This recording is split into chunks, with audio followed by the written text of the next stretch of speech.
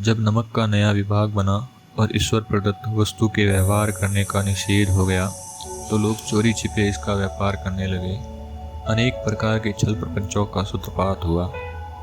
कोई घूस से काम निकालता था, कोई चालाकी से। अधिकारियों के पौ 12 थे। पटवारीगिरी का सर्वसम्मानित पद छोड़कर लोग इस विभाग की पारकंदाजी करते रहे। इसके दरोगा पद के लिए तो वकीलों का भी जी ललचाता था। यह वह समय था जब अंग्रेजी शिक्षा और ईसाई मत के लोग एक ही वस्तु समझे थे। फारसी का प्राबल्य था। प्रेम की कथाएं और श्रृंगार रस के काव्य पढ़कर फारसीदा लोग सर्वोच्च पद पर नियुक्त हो जाया करते थे। मुंशी बंशीधर भी सुलेखा की विरह कथा समाप्त करके श्री और प्रहाद के प्रेम वृत्तांत को नल और नील की लड़ाई और अमेरिका के अवसाद से अधिक महत्व की बातें समझाते हुए रोजगार की खोज में निकले। उनके पिता एक अनुभवी पुरुष थे। समझाने लगे, बेटा, घर की दुर्दशा देख रहे हो, ऋण के बोझ से दबे हुए हैं। लड़कियां हैं, वे घास फूस की तरह बढ़ती चली जाती हैं। मैं कगारे पर कवृक्ष हो रहा हूँ, न मालूम कब गिर पड़ूं। अब तुम ही घर के मालिक मुख्तार हो। नौकरी में ओहदे की ओर ध्यान मत देना, यह तो पीर का मजार है। निगाह चढ़ावे और चादर पर रखनी चाहिए। ऐसा काम ढूंढना जहाँ कुछ ऊपरी आय हो। मासिक वेतन तो पूर्णमासी का चांद है जो एक दिन दिखाई देता है और घटते घटते लुप्त हो जाता है। ऊपरी आय बहता हुआ स्रोत है जिससे सदैव प्यास बुझती है। वेतन मनुष्य देता है, इसी में उसमें वृद्धि नहीं होती। ऊपरी आमदनी ईश्वर देता है, इसी से उसकी बरकत होती है। तुम स्वयं विद्वान हो, तुम्हें क्या समझाऊं। इस विषय में विवेक की बड़ी आवश्यकता है। मनुष्य को देखो, उसकी आवश्यकता को देखो और अवसर को देखो। उसके उपरांत जो उचित समझो करो। गरज वाले आदमी के साथ कठोरता करने में लाभ ही लाभ है, लेकिन बेगरज को दाव पर पाना जरा कठिन है। इन बातों को निगाह में बांध लो, यह मेरी जन्म भर की कमाई है। इस उपदेश के बाद पिताजी ने आशीर्वाद दिया। वंशीधर आज्ञाधारी पुत्र थे। ये बातें ध्यान से सुनी और तब घर से चल खड़े हुए। इस विस्तृत संसार में उनके लिए धैर्य अपना मित्र, बुद्धि अपनी पथ प्रदर्शक और आत्मलंबन ही अपना सहायक था। लेकिन अच्छे सुकून से चले थे। जाते ही जाते नमक विभाग के दरोगा पद पर प्रतिष्ठित हो गए। वेतन अच्छा और ऊपरी आय का तो ठिकाना ही न था। वृद्ध मुंशी जी को सुख संवाद मिला तो फूले न समाये। महाजन कुछ नरम पड़े, कलवार की आशालता लहराई। पड़ोसियों के हृदय में शूल उठने लगे। जाड़े के दिन थे और रात का समय। नमक के सिपाही चौकीदार नशे में मस्त थे। मुंशी बंशीधर को यहाँ आए अभी 6 महीनों से अधिक न हुए थे, लेकिन इस थोड़े समय में ही उन्होंने अपनी कार्यकुशलता और उत्तम आचार से अफसरों को मोहित कर लिया था। अफसर लोग उन पर बहुत विश्वास करने लगे। नमक के दफ्तर से 1 मील पूर्व की ओर जमुना बहती थी। उस पर नावों का एक पुल बना हुआ था। दारोगा जी किवाड़ बंद किए मीठी नींद सो रहे थे। अचानक आंख खुली तो नदी के प्रवाह की जगह गाड़ियों की गड़गड़ाहट तथा मल्लाहों का कोलाहल सुनाई दिया। उठ बैठे। इतनी रात गए गाड़ियां क्यों नदी पार जाती हैं? अवश्य कुछ न कुछ गोलमाल है। तर्क ने भ्रम को पुष्ट किया। वर्दी पहनी, तमचा जेब में रखा और बात की बात में घोड़ा बढ़ाए हुए पुल की राह पहुंचे। गाड़ियों की एक लंबी कतार पुल के पार जाती देखी। डांट कर पूछा, किसकी गाड़ियां हैं? थोड़ी देर तक सन्नाटा रहा। आदमियों में कुछ कानाफूसी हुई। तब आगे वाले ने कहा, पंडित अलोपीदीन की। कौन पंडित अलोपीदीन? दातागंज के। वंशी बंशीधर चौके। पंडित अलोपीदीन इस इलाके के सबसे प्रतिष्ठित जमींदार थे। लाखों रुपए का लेन देन करते थे। इधर छोटे से बड़े कौन ऐसे थे जो उनके ऋणी न हो। व्यापार भी बड़ा लंबा चौड़ा था। बड़े चलते पुर्जे आदमी थे। अंग्रेज अफसर उनके इलाके में शिकार खेलने आते और उनके मेहमान होते।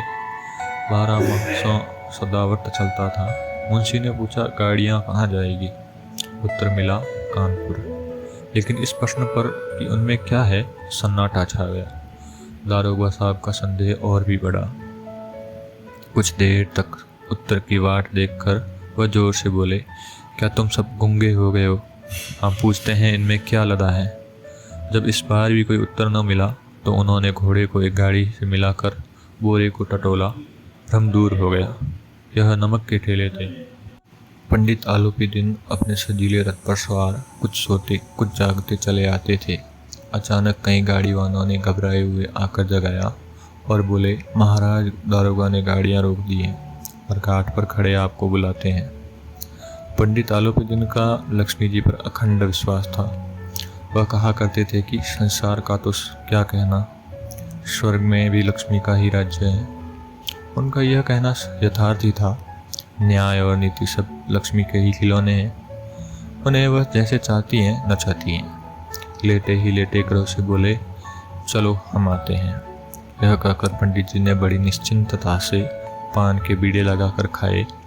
फिर लिहाफ ओढ़े हुए दरोगा के पास आकर बोले, बाबूजी आशीर्वाद, कहिए हमसे ऐसा कौन सा अपराध हुआ कि गाड़ियां रोक दी? हम ब्राह्मणों पर तो आपकी कृपा दृष्टि रहनी चाहिए। बंशीधर रुखाई से बोले, सरकारी हुक्म। पंडित आलोपी दिन ने हंसकर कहा, हम सरकारी हुक्म को नहीं जानते और न सरकार को। हमारी सरकार तो आप ही हैं। हमारा और आपका तो घर का मामला है। हम कभी आपसे बाहर हो सकते हैं? आपने व्यर्थ का कष्ट उठाया। यह हो नहीं सकता कि इधर से जाएं और इस घाट के देवता को भेंट न चढ़ावें। मैं तो आपकी सेवा में स्वयं ही आ रहा था। वंशीधर पर ऐश्वर्य की मोहिनी वंशी का कुछ प्रभाव न पड़ा। ईमानदारी की नई उमंग थी। कड़क कर बोले, हम उन मक्खरामों में नहीं हैं जो कौड़ियों पर अपना ईमान बेचते फिरते हैं। आप इस समय हिरासत में हैं। आपको कायदे के अनुसार चालान होगा। बस मुझे अधिक बातों की फुर्सत नहीं है। जमादार बदलू सिंह, तुम इन्हें हिरासत में लो। मैं तुम्हें हुक्म देता हूँ। पंडित आलोपी दिन स्तंभित हो गए। गाड़ी वाहनों में हलचल मच गई। पंडित जी के जीवन में कदाचित यह पहला ही अवसर था कि पंडित जी को ऐसी कठोर बातें सुननी पड़ी। बदलू सिंह आगे बढ़ा, किंतु रौब के मारे यह साहस न हुआ कि उनका हाथ पकड़ सके। पंडित जी ने धर्म को धन का ऐसा निरादर करते कभी न देखा था। विचार किया, यह अभी उद्दंड लड़का है, माया मोह के जाल में अभी नहीं पड़ा, अल्लड़ है, झिझकता है। बहुत तीन भाव से बोले, बाबू साहब ऐसा न कीजिए, हम मिट जाएंगे, इज्जत धूल में मिट जाएगी। हमारा अपमान करने से आपके हाथ में क्या आएगा?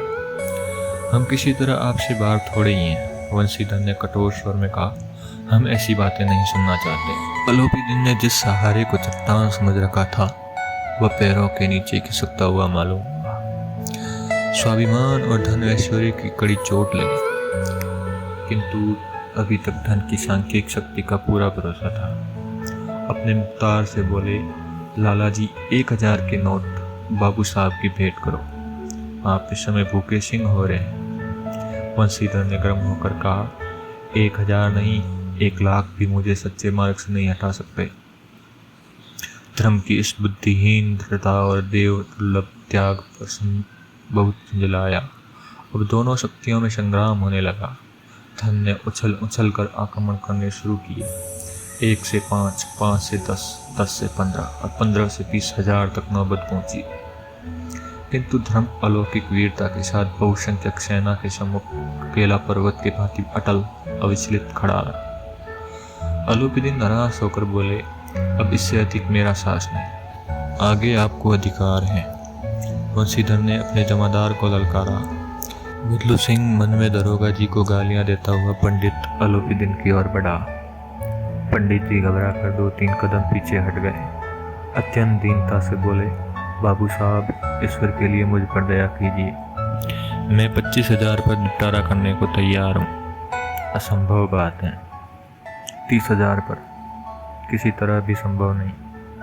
क्या 40,000 पर भी नहीं? 40,000 नहीं, 40 लाख पर भी असंभव है। बदलू सिंह, इस आदमी को हिरासत में ले लो। अब मैं एक शब्द भी नहीं सुनना चाहता।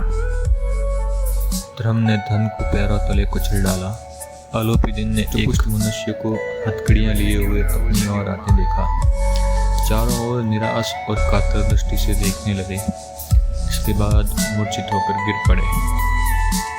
दुनिया सोती थी पर दुनिया की जीभ जागती थी। सवेरे देखिए तो बालक वृद्ध सबके मुंह से यही बात सुनाई देती थी। जिसे देखिए वही पंडित जी के इस व्यवहार पर टिक्का टिप्पणी कर रहा था। निंदा की बौछारें हो रही थी, मानो संसार से अब पापी का पाप कट गया। पानी को दूध के नाम से बेचने वाला ग्वाला, कल्पित रोज नाम से भरने वाले अधिकारी वर्ग, रेल में बिना टिकट सफर करने वाले बाबू लोग, जाली दस्तावेज बनाने वाले सेठ और साहूकार, ये सब के सब देवताओं की भांति गर्दनें चला रहे थे। जब दूसरे दिन पंडित अलोपीदीन अभियुक्त होकर कांस्टेबलों के साथ हाथों में हथकड़ियाँ, हृदय में ग्लानि और शोक भरे लज्जा से गर्दन झुकाए अदालत की तरफ चले तो सारे शहर में हलचल मच गई। मेलों में कदाचित आंखें इतनी व्यग्र न होती होगी, भीड़ के मारे छत और दीवार में कोई छेद न रहा। किंतु अदालत में पहुंचने की देर थी। पंडित अलोपीदीन इस अगाध वन के सिंह थे। अधिकारी वर्ग उनके भक्त, अमले उनके सेवक, वकील मुख्तार उनके आज्ञा पालक और अर्दली, चपरासी तथा चौकीदार तो उनके बिना मोल के गुलाम थे। उन्हें देखते ही लोग चारों तरफ से दौड़े। सभी लोग विस्मित हो रहे थे, इसलिए नहीं कि अलोपीदीन ने यह कर्म किया, बल्कि इसलिए कि वह कानून के पंजे में कैसे आए। ऐसा मनुष्य जिसके पास असाध्य साधन करने वाला धन और अनन्य वाचालता हो, वह क्यों कानून के पंजे में आए। प्रत्येक मनुष्य उनसे सहानुभूति प्रकट करता था। बड़ी तत्परता से इस आक्रमण को रोकने के निम्नलिखित वकीलों की एक सेना तैयार की गई। न्याय के मैदान में धर्म और धर्म में युद्ध ठन गया। वंशीधर चुपचाप खड़े थे। उनके पास सत्य के सिवा न कोई बोल था, न स्पष्ट भाषण के अतिरिक्त कोई शस्त्र। गवाह थे, किंतु लोभ से डावाडोल। यहाँ तक कि मुंशी जी को न्याय भी अपनी ओर कुछ खींचा हुआ दिख पड़ता था। वह न्याय का दरबार था, परंतु उसके कर्मचारियों पर पक्षपात का नशा छाया हुआ था। किंतु पक्षपात और न्याय का क्या मेल। जहाँ पक्षपात हो वहाँ न्याय की कल्पना नहीं की जा सकती।